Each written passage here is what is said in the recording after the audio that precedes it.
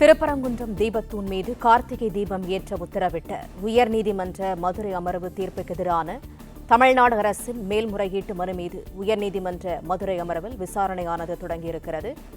விரிவான தகவல்களோடு இணைகிறார் செய்தியாளர் மாணிக்கம். விவரங்கள்.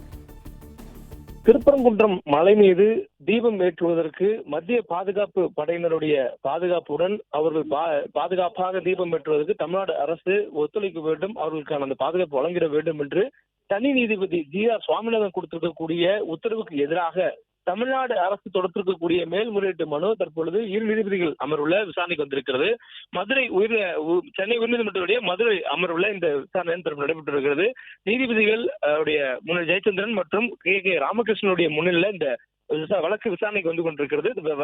இதுல தமிழ்நாடு அரசு சார்பில் ஏஏஜி ஜே ரவீந்திரன் அவர்கள் தனது வாதத்தை முன்வைத்து வருகிறார். இதுல பல்வேறு விவகாரங்களை மேற்கோள் காட்டி வருகிறார். அதிலும் குறிப்பாக தமிழ்நாடு அரசினுடைய தரப்பான வாதங்களை முன்வைத்திருக்கிறார். தமிழ்நாடு அரசு சொல்லிருக்கக்கூடிய மிக முக்கியமான வாதம் என்பது தனது அதிகாரத்தை மீறிய செயலில் ஒரு நீதிமன்றம் ஈடுபட முடியாது என்ற அடிப்படையில இதற்கு முன்பாக தனி நீதிபதி கொடுத்திருக்கக்கூடிய உத்தரவுகளை மேற்கோள் காட்டி தமிழ்நாடு அரசு சார்பில் தங்களது வாதங்களை முன்வைத்து வருகிறார்கள். பிளே ஸ்டோர் மற்றும் ஆப் ஸ்டோரில் இருந்து பாலிமர் செயலியை QR கோடு மூலம் பதிவிறக்கம் செய்யுங்கள்.